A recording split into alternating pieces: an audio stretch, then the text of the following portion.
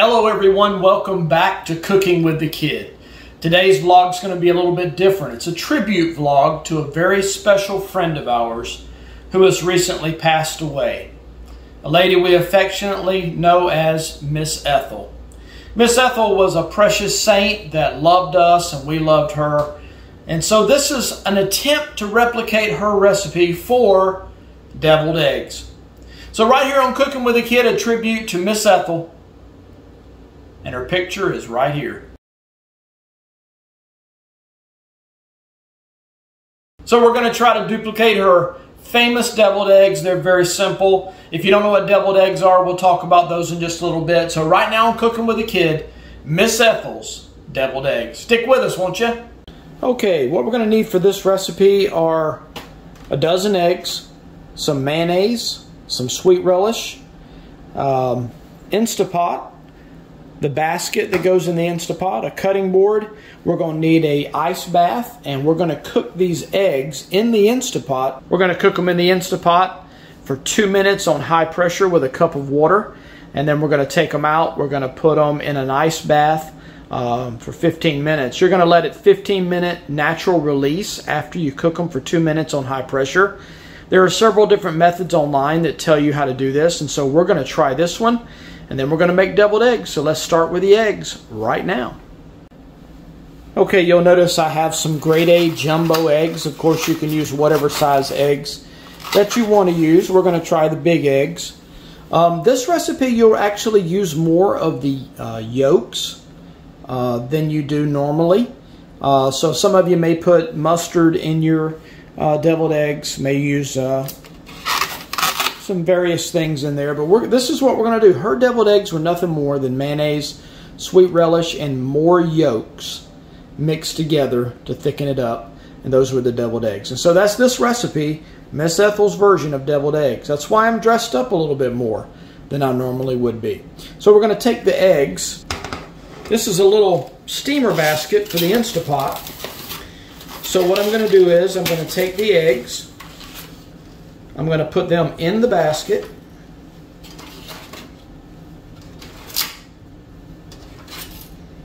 Very gently. Put them in the basket. Like I said, you don't want to put them directly in the Instapot. You don't want them touching the bottom. So I've got a dozen eggs in there. Now you can see that. We've got a dozen eggs in there. I'm going to place them in the Instapot. We have the Instapot. We're going to press manual cook for 2 minutes. It has an egg button, and that's for 5 minutes on medium pressure. We actually want to do high pressure. So we're going to adjust the pressure to more. We're going to put the time on 2 minutes, and we're going to let it start building up. Now we're going to take the basket very gently, place the basket inside, and to that we're going to add exactly 1 cup. I put 1 cup of water in. Make sure that our seal ring is on our Instapot.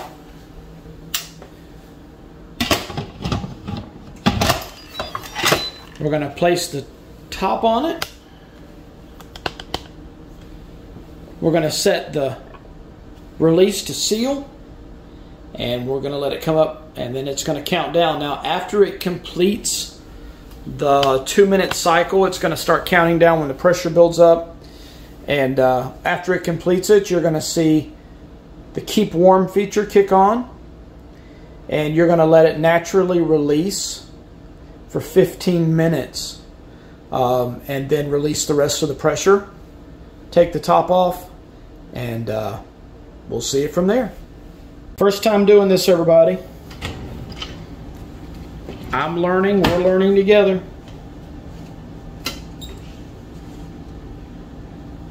I'm going to take them out. One of them didn't survive. A couple of them are cracked, that's okay. We're going to be cracking them anyway. I've got an ice bath right here. I'm going to set it right down in the ice bath. Okay, I've added some more ice.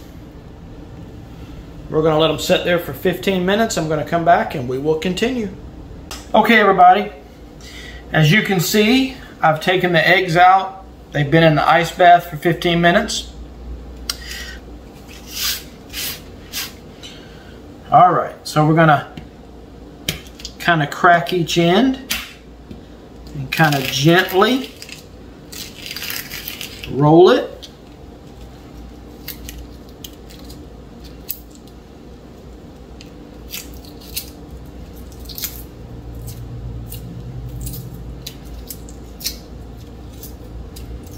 There we go. Once you get it started, it comes right off. So I'm going to continue to shell these and I'll bring you back. So what I'm going to do is, I've got a plate over here on the side. I've got a knife. I'm going to cut them in half long ways. I'm going to put the yolk in the bowl and put the whites on a plate. I'll finish doing this and I'll bring you back. I really don't have a recipe. I'm going to try to use my crank and chop. So let's put that there. I'm going to put the egg yolks in the crank and chop. I'm going to add some mayonnaise. And I don't have a recipe for this. I'm just guessing. Her particular eggs. Let me just say something about Miss Ethel's eggs. The reason why I'm dressed up today is she brought these to every function that we had at church over the years. And man, I always look forward to them. So what I'm going to try the crank and chop. I'm going to crank it.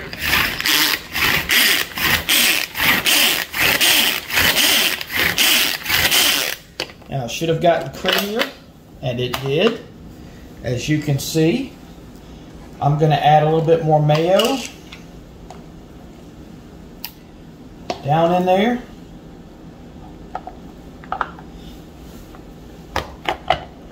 Put it back together.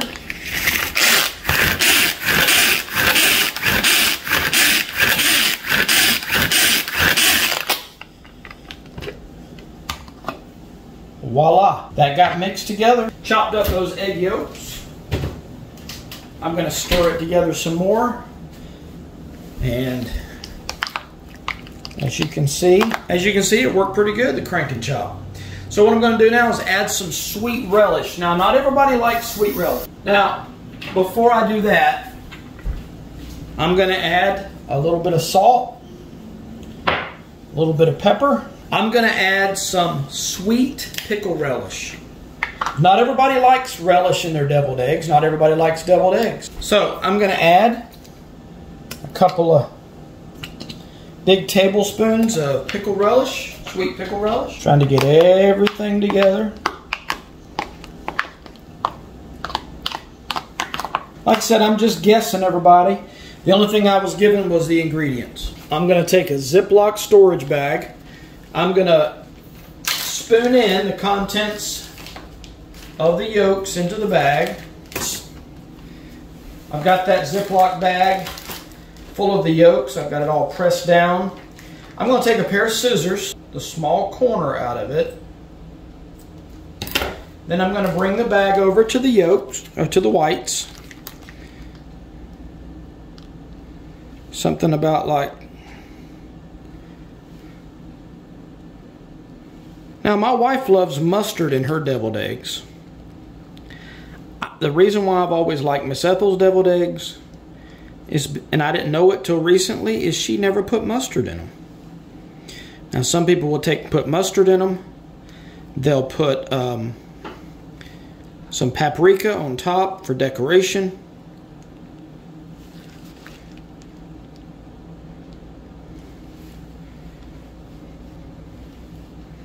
Not me. Make sure I get them all kind of topped off. Like I said, they're not the prettiest. This is my first time ever making deviled eggs. And you can tell, I know, you can tell. But hey, at least I'm doing it. All right, everybody, there they are. My first attempt at deviled eggs, and my first attempt especially to make the deviled eggs of my sweet friend who just passed away, whom we will miss greatly. And the eggs will never taste the same as hers. Thank you, Miss Ethel. All right, everybody, thank you for watching Cooking with the Kid. Thank you for going on this adventure with us. These are going to go in the refrigerator, and we'll eat them later. I am going to show you one on a plate, and I am going to try it and see if it's anywhere close to Miss Ethel's eggs. There they are, everybody. I should have put them in the refrigerator and let them stiffen up a little bit, but I'm going to try them.